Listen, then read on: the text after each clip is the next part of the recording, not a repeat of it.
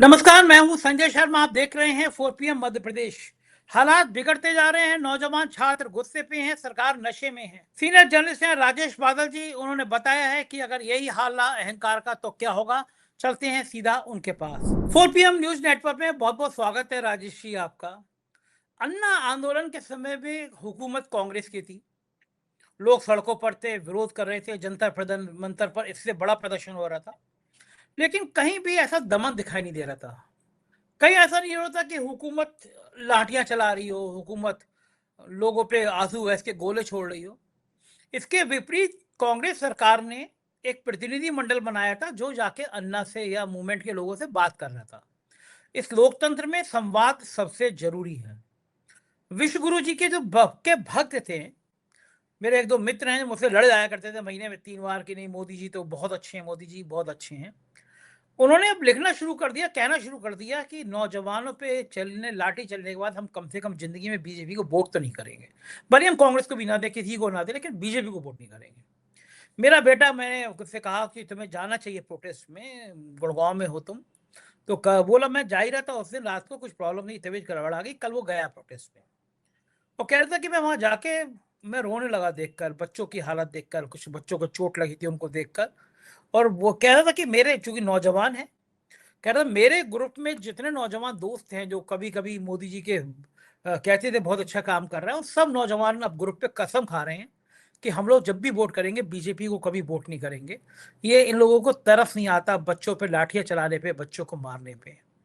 मध्यम वर्गीय परिवार के बच्चे बहुत बड़ी संख्या में जुड़े हैं, क्योंकि पेपर लीक में सबसे ज्यादा प्रभावित वो होते हैं। नौकरी जाने का गम सबसे ज्यादा उनको होता है, नौकरी वैसे भी मिल ही नहीं है। गरीब और मध्यम वर्गीय परिवार के लोग इस आंदोलन में बहुत ज्यादा नजर आ रहे हैं। कि सरकार इतने घमंड में है, इतने अहंकार में है कि सरकार को ये नजर नहीं आ रहा कि अगर इस तरह से लाठियां चलेंगी, इस तरह से आंसू गैस के गोले चलेंगे, तो देश का जनमानस नाराज हो जाएगा। मेरा वही मित्र जिसकी मैं बात कर रहा हूँ, मोदी की भक्त है बहुत, वो मुझसे कह रही थी मुझे लगने लगा है कि मोदी जी के अंदर अहम ब्रह्मास्मि वाला भाव आ गया कि मैं ब्रह्मा हूँ। वो तो पहले भी कहते रहते हैं कि मैं सामान्य आदमी नहीं हूँ, मैं तो देवदूत टाइप का हूँ। क्या लग रहा है ये सरकार, क्योंकि आप राजेश जी, आप अभूतपूर्व इंसान रहे हैं, पत्रकारिता में आपने इतनी कीर्तिमान स्थापित किए हैं, राजसभा टीवी आपने इतने सालों तक, आज तक जैसा चला बेहतरीन तरीके से चलाया, आज तक जैसा अब गोदी मीडिया हो गया, तब आपके दौर में नहीं था, तब पत्रकारिता होती थी, तो आपने करीब से देखा है दिल्ली को, दिल्ली की हुकूमत को, दिल्ली की सत्ता को आपने करीब से देखा है। इंदिरा गांधी एक प्राइम मिनिस्टर आपने इंटरव्यू किए हैं। इस उस सरकार में इंदिरा गांधी से ज्यादा ताकतवर तो ये अभी भी नहीं हो पाए, ना हो पाएंगे कभी भी। लेकिन मुझे याद है वांगचुक साहब के फादर जब भाषण कर रहे थे, इंदिरा गांधी खुद चली गई थी, जूस पिलाया था। हमारे प्रधानमंत्री अगर चले जाते हैं, छात्र मत मानते बात, धर्मेंद्र प्रधान आपको इतना प्यारा है कि वो इतने भ्रष्टाचार के बाद, इतनी परीक्षा लीक के बाद आपको उसको अपनी गोदी में उठाना है, मत लेते इस्तीफा। लेकिन बच्चे तो आपके अपने हैं। ये संवेदनहीनता सरकार में कहां से आती है, और सरकार झुकेगी या नहीं झुकेगी, आंदोलन और तेज होता रहेगा। धन्यवाद संजय। देखिए, पिछले आप अगर देखें 12-13 साल में, और 12 साल का लगभग एक युग हमारे यहाँ माना जाता है, कि इस युग में इतना अंतर आया है कि हमारी राजनीति का चरित्र बदल गया है। 12 वर्ष पहले जब अन्ना का आंदोलन शुरू हुआ था, 2012 की बात होगी, मुझे याद है, जैसे आपने कहा कि कांग्रेस ने एक डेलीगेशन बनाया था, मुझे याद है कि डॉक्टर मनमोहन सिंह खुद गए थे और अन्ना को जूस पिलाया था, सोनिया गांधी वहां गई थी। तो जो चरित्रगत अंतर आया है वो ये कि हम अब जो सत्ता में जो पार्टी है उसका अंदाज और उसका काम करने की जो शैली है वो इस बात की है कि हम नहीं झुकेंगे, हमारी अकड़ बनी रहेगी। हम जितना कठोर संदेश देंगे, अरे भाई कठोर संदेश आप पाकिस्तान को दो तो समझ में आता है, कठोर संदेश आप नक्सलियों को दो समझ में आता है, कठोर संदेश आप डाकुओं को दो, भ्रष्टाचारियों को दो, बात समझ में आता है। लेकिन अपने बच्चों पे, घर के बच्चों पे, अपने देश के उन लोगों पर जिनको हम कहते हैं कि आज के बच्चे कल के नौनिहाल हैं, कल हमारे, आज के नौनिहाल हमारे कल की पीढ़ी है, तो उस जवान पीढ़ी की हताशा आप देखिए ना। उसका हताशा, उसकी निराशा, उसका फ्रस्ट्रेशन। एक दौर हमने संजय ये देखा था कि जब लाल बहादुर शास्त्री रेलवे मंत्री होते थे और एक रेल की दुर्घटना हुई थी, बहुत बड़ी दुर्घटना नहीं थी, लेकिन नैतिक आधार पर उन्होंने इस्तीफा दिया था। फिर हमने एक दौर वो भी देखा कि जब माधवराव सिंधिया, जब जो ज्योतिरादित्य सिंधिया के पिताजी थे, वो एक वायुयान दुर्घटना हुई थी तो नैतिक आधार पर उन्होंने इस्तीफा दिया था। तो अब इस आधार पर क्या नैतिकता हमारी राजनीति से गायब हो गई है, ये सवाल यहां आके खड़ा होता है। और अगर नैतिकता चली गई तो फिर सियासत किन मूल्यों के आधार पर होती है? और माफ कीजिए, इन छात्रों को हम लोग तो लगातार चर्चा में ये बात करते रहे हैं कि 12 वर्षों में बात बेरोजगारी की उठाई गई, बेरोजगारी कम होने के बजाय बढ़ती गई, भ्रष्टाचार खत्म करने की बात की गई, भ्रष्टाचार बढ़ता गया, बच्चों को नौकरियां नहीं मिल रही हैं, आर्टिफिशियल इंटेलिजेंस के जरिए बहुत सारी जो प्लेटफॉर्म हैं वो नौकरियां खा रहे हैं। मैं खुद देख रहा हूं, बॉम्बे में देख रहा हूं, पुणे में देख रहा हूं, बेंगलोर में देख रहा हूं, किस तरह लोगों को रोबोट की तरह इस्तेमाल किया जा रहा है। साहिर ने तभी तो लिखा था कि ये, लेकिन स्थिति क्या लंबे समय तक चलेगी?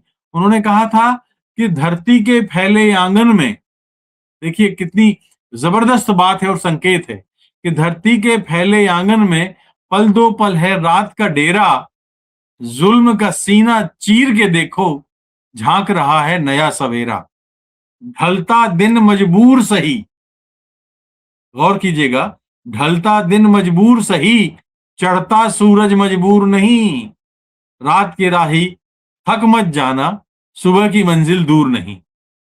तो ये बहुत अच्छे, एक बहुत अच्छी संदेश बहुत है। अच्छी लाइन। ढलता सूरज मजबूर हो सकता है, उगता सूरज मजबूर नहीं हो सकता। अब अनंत काल तक कोई भी सत्ता नहीं रहती, कोई सियासत नहीं रहती, और छात्रों की बात एकदम जायज है, नैतिक है। हमारे, आपके, हमारे मित्रों के, हमारे दर्शकों के, हमारे सुनने वालों के, सबके घरों में बेरोजगारों की फौज है। कोई नीति नहीं है, कोई रोजगार की कोई पॉलिसी ऐसी नहीं है कि अचानक उनके हाथों में काम दे दे। हमारा नौजवान जो है ना संजय, बहुत संतोषी है। वो ये नहीं कहता कि वो मैं भारत का एक इंजीनियरिंग चीफ बन जाऊंगा, वो ये नहीं कहता कि मैं भारत के डॉक्टरों का सबसे बड़ा डॉक्टर बन जाऊंगा। वो ये कहता है कि अपने घर में मुझे 4 रोटी मिल जाएं और अपने हुनर पर मुझे भरोसा हो तो मैं क्यों सड़कों पे आऊंगा। ये बात समझनी चाहिए। महात्मा गांधी भी यही बात कहते थे, इसीलिए वो इस चीज के कि आप टेक्निक को बढ़ाते जाइए, आप कितनी तकनीक हासिल कर लीजिए, लेकिन अगर तकनीक से आदमी को काम नहीं मिलता तो वो तकनीक बेकार है। जी संजय जी। बिल्कुल ठीक कह रहे हैं। और मेरे ख्याल से आजादी के बाद इतनी बड़ी संख्या बेरोजगारों की कभी नहीं हुई। आंदोलन बड़ा होता जा रहा है। कल जिस तरह राहुल गांधी को घसीटा गया वो बहुत हैरान करने वाला था। भारतीय जनता पार्टी के पिटे हुए अध्यक्ष, पिटे हुए इसलिए कहूंगा कि उन बेचारों को कोई अध्यक्ष मानता ही नहीं है। ऐसा लगता है अलमारी से कपड़ा कोई पुराना झाड़ के उनको अध्यक्ष बना दिया गया हो। वो बयान दे रहे हैं कि राहुल, नेता प्रतिपक्ष का ये आचरण बड़ा निंदनीय है। उन्हें प्रधानमंत्री के घर के सामने वो बैठ गए, धरने पे बैठ गए, बड़ा निंदनीय है। इस देश में छात्रों पे लाठियां बरसी वो निंदनीय नहीं है। छात्रों पे आंसू गैस के गोले डाले गए वो निंदनीय नहीं है। लड़कियों के पीछे गाले के हिस्से पर पुलिस वाला डंडा यूं कर रहा है, बहुत गंदा दृश्य है। मेरी बेटी भी हो सकती थी, आपकी बेटी भी हो सकती थी। वो निंदनीय नितिन नवीन को दिखाई नहीं दिया। सिर फट गए वो दिखाई नहीं दिया। लेकिन राहुल गांधी या उनके विश्व गुरु के घर के सामने बैठ गए तो उन्हें बहुत निंदनीय नजर आ रहा है।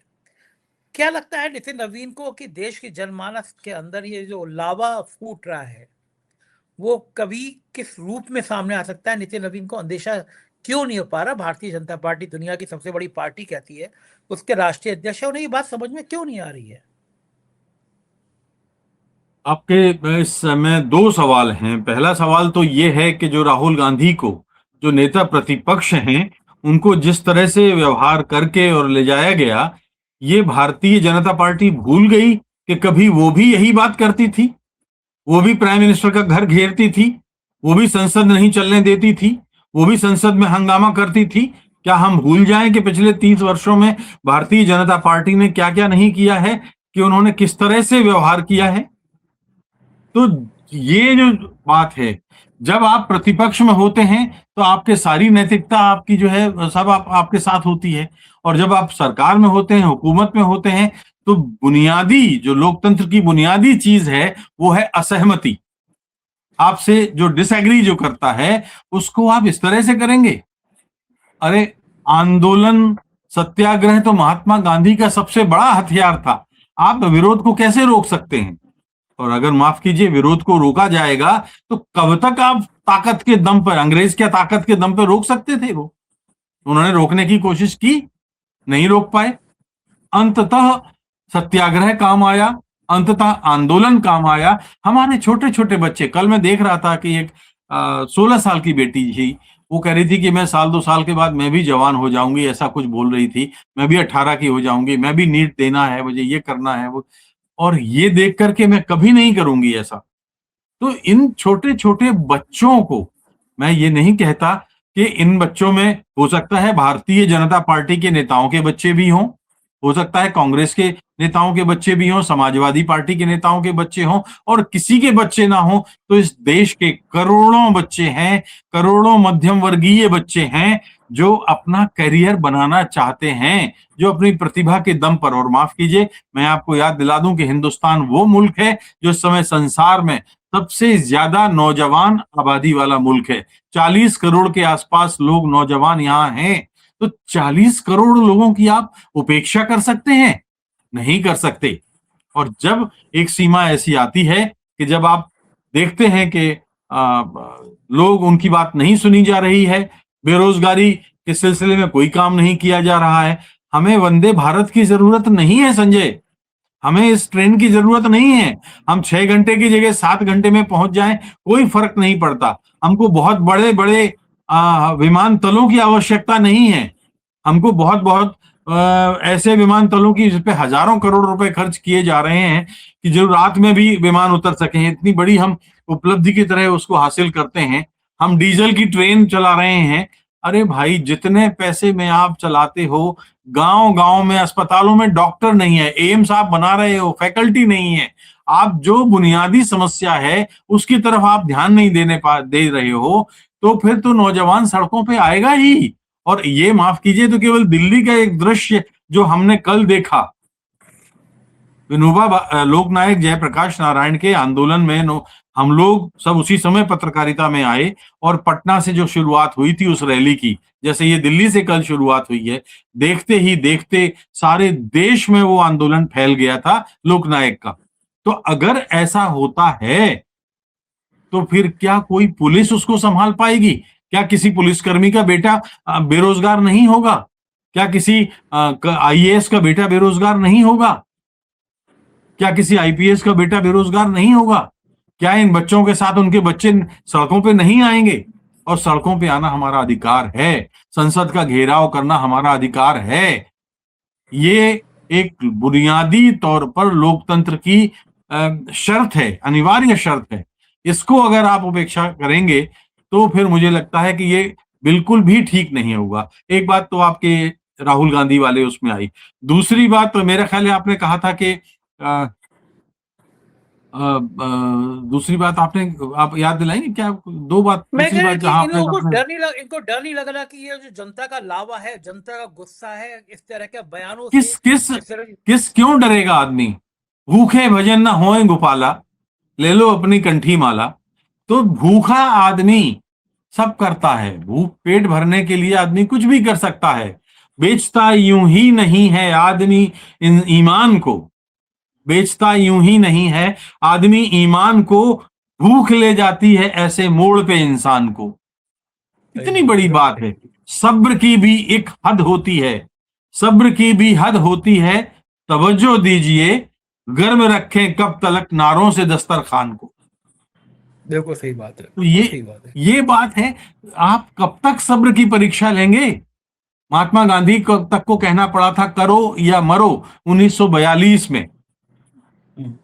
जब उनको, उनके सब्र का, उनके धीरज का बांध टूटा था, तो आप देख लीजिए कि आज ये जो बच्चे हैं जो सारी दुनिया को में देख रहे हैं कि अफगानिस्तान में किस तरह से हुआ था, पाकिस्तान में किस तरह से भीड़ सड़कों पे आई थी, नेपाल में किस तरह से भीड़ सड़कों पे आई थी और एक नया प्राइम मिनिस्टर वहां चुना गया, श्रीलंका में क्या हुआ था, बांग्लादेश में क्या हुआ था और मिडिल ईस्ट के अनेक देशों में कुछ एक एक अगर आप याद करें तो 10-15 साल पहले क्या हुआ था, एक के बाद एक सत्ताएं उलट रही थी। ट्यूनीशिया में क्या हुआ था? ट्यूनीशिया में एक सब्जी वाला था, फल बेच रहा था और नाम मैं उसका भूल रहा हूं। पुलिस ने कहा कि यहाँ तुमको ठेला लगाना है तो तुमको हमको हर हफ्ते देना पड़ेगा। उस ट्यूनीशिया में उस फल वाले ने आत्मदाह कर लिया और नतीजा क्या हुआ? सत्ता पलट गई। मिस्र में क्या हुआ था? हुस्नी मुबारक की सत्ता कैसे गई थी? तो ये एक ब्राजील में क्या हुआ था?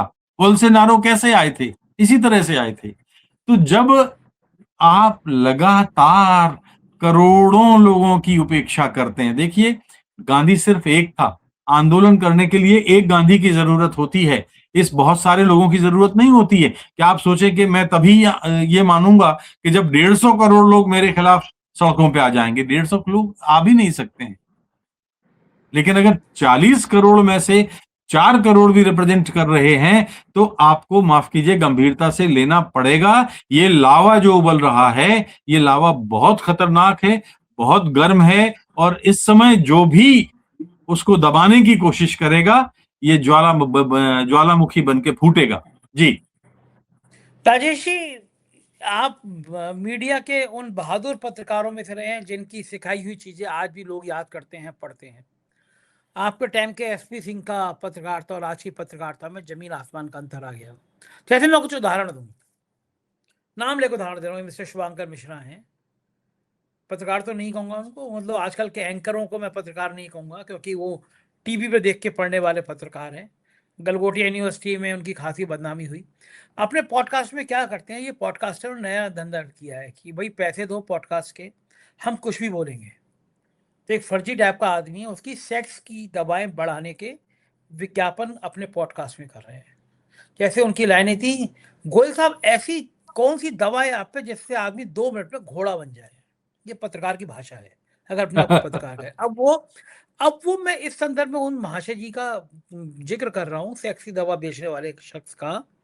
वो कह रहा है कि ये आंदोलन जो है, ये आंदोलन हिंदू मुसलमान के रूप में बढ़ रहा है। कारण कि साहब कुणाल कामरा ने कह दिया कि सीता के पति का नाम लेकर नीता के पति को माल पहुंचाया जा रहा है।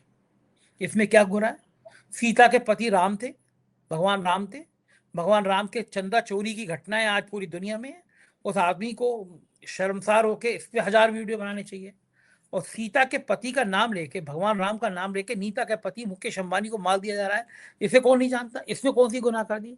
साथ ही वो क्या जोड़ रहे हैं कि और देखिए साहब, इस मंच पे नाम रहेगा अल्लाह का, ये बात कही जा रही है। फैज अहमद की हज की वो कविता जिसने पाकिस्तान में क्रांति कर दी थी, उसको उसको अल्लाह से जोड़ा जा रहा है। उस कविता का अल्लाह से कोई शाब्दिक अर्थ नहीं था, एक संकेत था, एक प्रतीक था। ऐसी गोदी मीडिया के लोग इस आंदोलन को खत्म करने की बात कर रहे हैं। तो ऐसे लोग जब पत्रकारिता का चोला ओढ़ेंगे, मैं हिंसा के खिलाफ रहता हूँ। कल टाइम्स नाउ के पत्रकार की बहुत बुरी तरह से पिटाई हुई, सब कपड़े फाड़ दिए गए। एबीपी की महिला वहां पे कह रही है कि आप इस तरह के नारे लगा रहे हैं। अब काकरोच पार्टी के अध्यक्ष से उसने पूछा कौन सा नारा मैं लगा रहे हैं ऐसा तो देश के खिलाफ, जैसे आप इनकलाब जिंदाबाद कह रहे हैं। अब आप सोचिए, एक इतने बड़े चैनल के पत्रकार के लिए जैसे आप इनकलाब जिंदाबाद कह रहे हैं, शुभांकर जैसे पत्रकार इस तरह हिंदू मुसलमान कह रहे हैं, इन गोदी मीडिया का इलाज क्या होगा? ये लोग कैसे सुधरेंगे? ऐसी नफरत फैलाते रहेंगे? संजय, आपको याद होगा कि 1857 में जब अंग्रेजों ने पहला गदर देखा जिसमें हिंदू और मुसलमान एक साथ बरतानवी सत्ता के खिलाफ उतर के आए थे और पूरा देश एक हो गया था, तो अंग्रेजों ने क्या संदेश लिया? पहला संदेश ये लिया, एक जॉन स्ट्रेची के नेतृत्व में एक जांच कमीशन बना और उसने ये रिपोर्ट दी कि हमें बांट देना है और हमें एक ऐसा हिंदुस्तान बनाना है जिसमें हिंदू मुसलमान पर, मुसलमान सिख पर, सिख बौद्ध पर, बौद्ध गोरखों पर, गोरखा हिंदू पे और हिंदू सवर्ण हिंदू दलितों पे, दलितों की वो सवर्ण पे गोली चला सकें। ये रिकॉर्ड में बोल रहा हूं मैं, और कोई ऐसा नहीं। वो तो जांच कमीशन के बाद अंग्रेजों ने फूट डालो राज करो की नीति अपनाई। जिन्ना पे भी हाथ रखा, इधर हिंदू महासभा पे भी हाथ रखा, इनको भी पैसा दिया, उनको भी पैसा दिया, लड़ो, दोनों तली में डालो तेल, तुम नाचो हम देखें खेल। उस तर्ज पे ये लोग, हमारा हिंदुस्तान का पार्टीशन हुआ। अब आज का जो दौर है ये और उससे ज्यादा बढ़ गया है, केवल धर्म के आधार पे नहीं, बल्कि जहां जहां भी बांटा जा सकता है, परिवार से लेकर के और धर्म तक, ऊपर तक। तो लेकिन आप ये जानिए कि खून सबका एक है, सबके खून का रंग लाल है, सबको, सबका पेट एक है, सबको भूख लगती है, सबके दो दो हाथ हैं, सबको हर हाथ को काम चाहिए। और देश, माफ कीजिए, अब संभल चुका है, अब देश जान चुका है, काठ की हांडी हांडी चढ़ गई है, अब बार बार नहीं चढ़ने वाली है। मजहब के आधार पर इस देश की दो एक बार बंटवारा हो गया है, लेकिन अब मजहब के आधार पर कोई बंटवारा नहीं होगा। मजहब के आधार पर नहीं, बल्कि काम के आधार पर बंटवारा हो तो हो, लेकिन रोजगार चाहिए। आज के नौजवान को भूख खत्म, समाप्त करने के लिए चाहिए। आप देखिए, एक उदाहरण देता हूं मैं। नीति होती है, नीति समझने की नीति होती है। आप नौजवानों को रोजगार देने पर खर्च नहीं करना चाहते, लेकिन आप सैकड़ों, हजारों, लाखों ऐसे एम्प्लॉइज हैं जिनकी आप भर्ती नहीं कर रहे हैं, और जो पुराने कर्मचारी हैं उनकी भर्ती की उम्र बढ़ाए जा रहे हैं। क्या बात है भाई, इसकी क्या वजह है? कोई नहीं समझ पा रहा। तो ऐसी नीतिगत विफलताएं हैं। लेकिन अब अफसोस की बात यह है कि प्रधानमंत्री जी जो है अपने साथ ऐसे ऐसे लोगों को रखे हुए हैं जिनसे पता नहीं उनको भय नहीं हो, जो या जो उनको उनसे जो प्रतिभा में, जो उनकी प्रतिभा है उससे बहुत कमतर हो, उनके सामने आवाज ना उठा सकें। तो फिर ऐसी सूरत में तो देश चौपट होना ही है। धर्मेंद्र प्रधान एक प्रतीक होगा। मैंने आपको दो नैतिक उदाहरण बताए, दो उदाहरणों के जरिए मैं कहना ये चाहता हूं कि धर्मेंद्र प्रधान अगर इस्तीफा दे देंगे तो क्या भूखों मर जाएंगे? सरकार की छवि अच्छी होगी। बच्चे हमारे जो जिस तरह से पिट रहे हैं, क्या वो सोचते हैं कि इस उम्र में जो पिटाई है वो अपने मरते दम तक भूल पाएंगे? कभी नहीं भूल पाएंगे कि हमने रोजी रोटी मांगी थी, हमको पिटाई मिली थी, हमने हाथ को काम मांगा था, हमको पिटाई मिली थी। तो ये मजहबी बंटवारा अब काम आने वाला है नहीं। मजहबी बंटवारा एक बार हो चुका है, वो सब खत्म हो गया है, अब नहीं होने वाला है। तो मैं बिल्कुल साफ कहता हूं कि अब ये हिंदू मुस्लिम वाला जो है ना, ये हिंदू मुस्लिम वाली चलेगी नहीं। आदम साहब ने तो लिखा था कि हिंदू या मुस्लिम के एहसासात को मत छेड़िए, छेड़िए एक जंग मिलजुल कर गरीबी के खिलाफ, दोस्त मेरे मजहबी नगमात को मत छेड़िए।